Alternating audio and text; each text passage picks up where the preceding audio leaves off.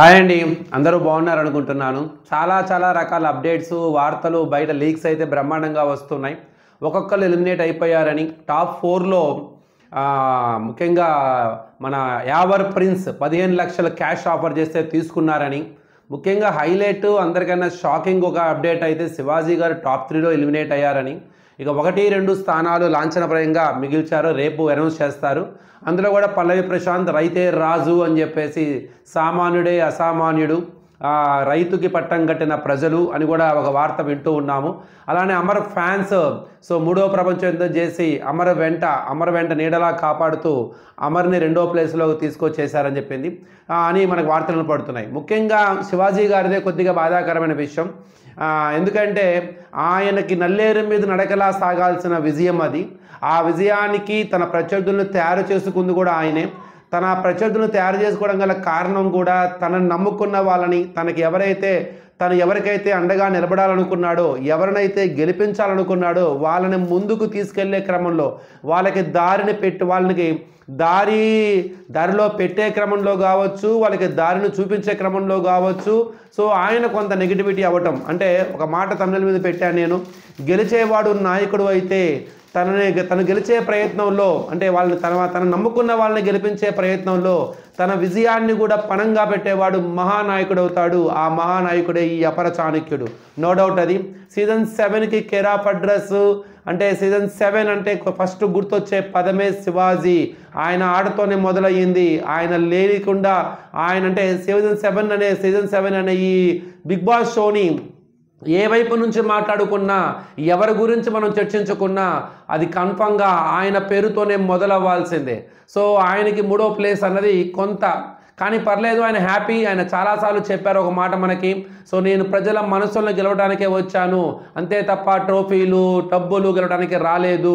అలానే నిజాయితీగా నా అవసరం ఎవరికైతే ఉంటుందో, నేను ఎవరికైతే అండగా నిలబడాలనుకుంటున్నానో, నాకు అనిపిస్తే వాళ్ళకి చివరి దాకా నిలబడతాను, వాళ్ళని గెలిపించే ప్రయాణంలో. నన్ను నేను కోల్పోయినా కూడా బాధపడను. నాకన్నా అంటే బతికించు అనే సిద్ధాంతం నమ్ముకున్న నేను, నా అడుగు ముందు పడతాం కన్నా నా చెయ్యి పట్టుకున్న వాళ్ళు అడుగు ముందుకు వేసే క్రమంలో నా అడుగు వెనకపడ్డా కూడా పర్లేదు, నాకు ఎలాంటి ఇబ్బంది లేదు అని చెప్పి సాగిన ప్రయాణం అది. చివరి లాస్ట్ దాకా కూడా, ఫినాలేలో వీక్లోకి వచ్చినా కూడా ఎక్కడ తన శిష్యులు ముందుకు వెళ్ళరేమోనని, ఎక్కడ తన శిష్యులకి కట్టి పోటీ ఏర్పడుతుందేమోనని, తను నమ్ముకున్న వాళ్ళు ఎక్కడ ఆగిపోతారో విజయానికి ముందు అని, చివరి దాకా ప్రత్యర్థులని వేటాడుతూనే ఉన్నాడు, ప్రత్యర్థుల వెంట పడుతూనే ఉన్నాడు. ప్రత్యర్థులను వేటాడే క్రమంలో, ప్రత్యర్థులను వెంటబడే క్రమంలో తను చాలా నెగిటివ్ అయ్యాడనే చెప్పాలి. తన విజయానికి కోరి తనే తన రిస్క్ పెట్టుకున్నాడు. తన విజయాన్ని పణంగా పెట్టుకొని శిష్యుల్ని గెలిపించే ప్రయత్నంలో మాత్రం ఆయన, అంటే గెలిపించే ప్రయత్నంలో తన విజయాన్ని కోల్పోయాడేమో కానీ, తను అనుకున్న సిద్ధాంతానికి, తను ఎలా అయితే నిలబడాలనుకున్నాడో, తన చెయ్యి పట్టుకున్న వాళ్ళని లక్ష్యానికి చేర్చే క్రమంలో మాత్రం చాలా గొప్పగానే గెలుపొందాడనే చెప్పాలి. ఆ విషయంలో శివాజీ గారు చాలా ఎత్తుకు ఎదిగారనే చెప్పాలి. ఇక్కడ ఓటమి ఆయన్ని ఒక స్థానంలో కిందగా పెట్టినా, కానీ ఆయన చూపించిన దారి ఏదైతే ఉందో, ఆయన చూపించిన చొరవ ఏదైతే ఉందో, తన వాళ్ళని గెలిపించే ప్రయాణంలో ఆయన ఎంత తన విజయాన్ని కూడా పణంగా పెట్టిన ఆ విధానం ఏదైతే ఉందో ఆయన్ని ఆకాశాన్నంత ఎత్తుకి చేసిందనే చెప్పాలి. Very good. కానీ ఆటలో గెలుపుకోవడంలో చాలా సర్వసాధారణం. ఆయన కూడా చాలా హ్యాపీ అయి ఉంటారు అనుకుంటున్నాను. ఆ చాణక్యుడి యొక్క కథ ఇలా ముగిసింది. ఇక యావర్, ముఖ్యంగా మనం వీళ్ళ గురించి కూడా మళ్ళీ తర్వాత మాట్లాడుకుందాం. అమరు ప్రశాంత్ వాళ్ళిద్దరు ఇక పొటాపోటీగా రేపు యుద్ధ వాతావరణమే ఉంటుంది, ఎవరో ఒక్కళ్ళే గెలవాలి. ఇక్కడ కన్ఫర్మ్గా రైతు బిడ్డని రాజుగా చేసిన జనాలు, మెజారిటీ ప్రజలు ఈ సామాన్యుని అసామాన్యుడిగా చేయడానికి డిసైడ్ అయినట్టు క్లియర్గా కనపడుతుంది. అందులో రైతుకి పట్టాభిషేకం చేయాలనుకున్నారు. ఆ సామాన్యుడిని సెలబ్రిటీ చేసే క్రమంలో ప్రతి ఒక్కళ్ళు కూడా ఆ సామాన్యులు తమను తాము చూసుకున్నారు. దేశానికి వెన్నుముక రైతే రాజు. ఆ సిద్ధాంతాన్ని నమ్మారన్నమాట. రైతుకి గ్రాటిట్యూడ్ చూపించాల్సిన అవసరం ఏర్పడింది. ఆ అవకాశం మనకు వచ్చింది. ఈ అవకాశాన్ని ఇప్పుడు కాకపోతే ఇంకెప్పుడు అని అనుకొని ఉంటారు అనుకుంటున్నాను. అలానే అమర్దీప్ వెంట సో ఇంట్లో బయట అమర చుట్టూ ఎన్నో రకాల ఒత్తిళ్ళు, ప్రతిదీ భూతద్దంలో పెట్టి చూసే ప్రయత్నం, ఎక్కడ గెలుస్తాడేమో అని చెప్పేసి పనిగట్టుకొని డ్యూటీ చేస్తున్న ప్రత్యర్థులు. సో ఎక్కడా కూడా ఆత్మవిశ్వాసం ఎక్కడా తొనకలేదు. అమర్ కన్నా కూడా అమర్ ఫ్యాన్స్కి మనం హైలైట్ చెప్పాలి. ఎన్నో రకాల ఒత్తిడికి గురయ్యారు. సో ఫౌల్ అన్నారు, వెటకారించారు, ట్రోల్ చేశారు, సో చాలా పర్సనల్గా అటాక్ చేశారు. ప్రతి క్షణం అమర పాటే పాడారు. అయినా కూడా ఎక్కడ తలొగ్గలేదు, ఎక్కడ హోప్ వదలలేదు. మేమేంటో చూపిస్తామన్నారు. చివరి దాకా అమర్ చేతిని వదలలేదు. అమర్కి వెన్నంటే నిలబడి సో తోడుగా ఉంటూ అమర్ని తన గౌరవమైన ప్రధానమైన స్థానంలో పెడతానికైతే మాత్రం అహర్నిశలు కష్టపడ్డారని చెప్పాలి.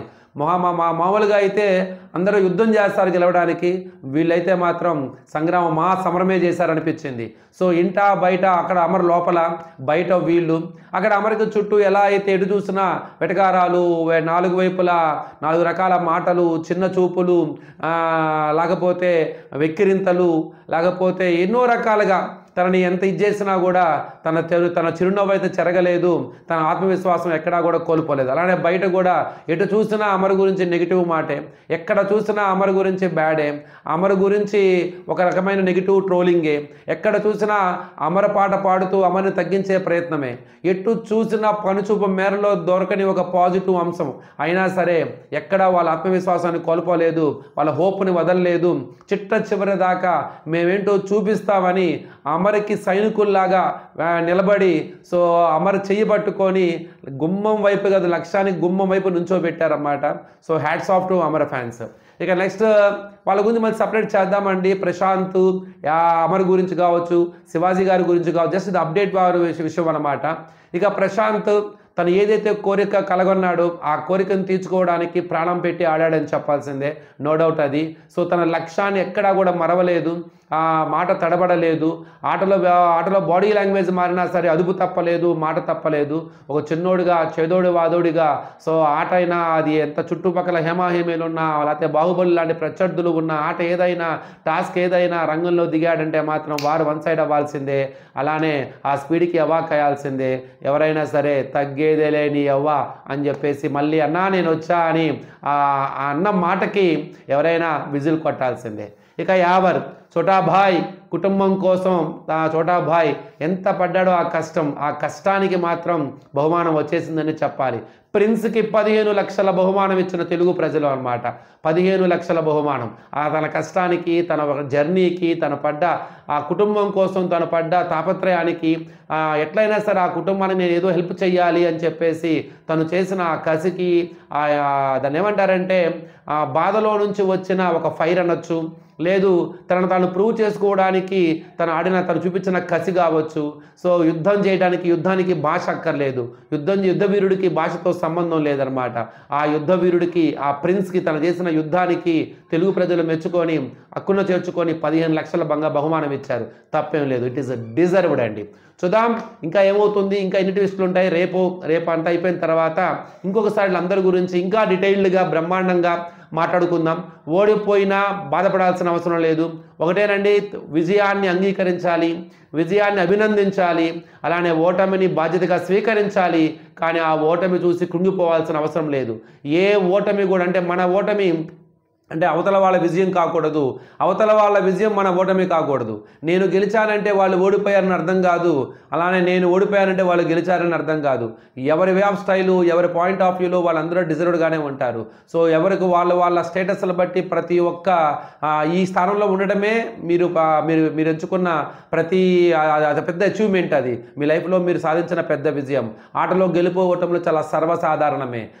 విజయాన్ని అంటే ఓటమికి గౌరవించండి, ఓటమిని హేళన చేయకూడదు, అలానే విజయాన్ని ప్రశ్నించకూడదు, విజయాన్ని అభినందించాలి.